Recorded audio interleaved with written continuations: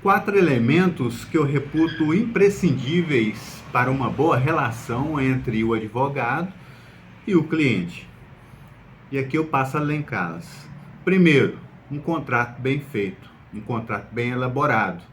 O segundo é a boa relação entre cliente e advogado por meio da comunicação. A comunicação deve ser a comunicação mais cristalina, uma relação onde não possa pairar dúvida a respeito desse trabalho desenvolvido pelo advogado.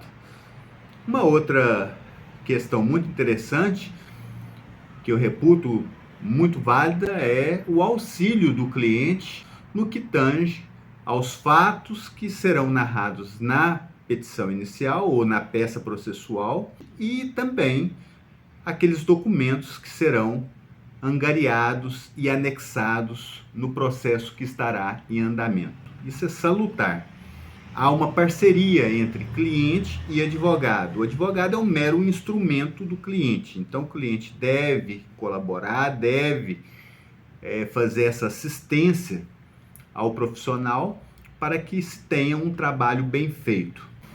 E o último elemento que eu acho mais importante, que deve ser aqui tratado, é a questão da maturidade do cliente de entender que o resultado pode ser positivo ou negativo. Se o resultado for positivo, ótimo, excelente. Se o resultado for negativo, cabe ao advogado, ao profissional, valer-se das vias recursais previstas no Código de Processo Civil ou no Código de Processo Penal. Vale aqui ressaltar que não é o advogado que julga a causa, e sim o Poder Judiciário por meio do magistrado. O advogado deve desempenhar a sua tarefa da melhor forma possível, mas se não der um resultado satisfatório, deve ele se valer dessa via recursal. Isso tem que ficar bem claro, bem explicado para o cliente não pensar que o advogado é o julgador do processo, que ele pode tudo no processo. Não. A obrigação do advogado é uma obrigação meio, em regra, e não uma obrigação de resultado.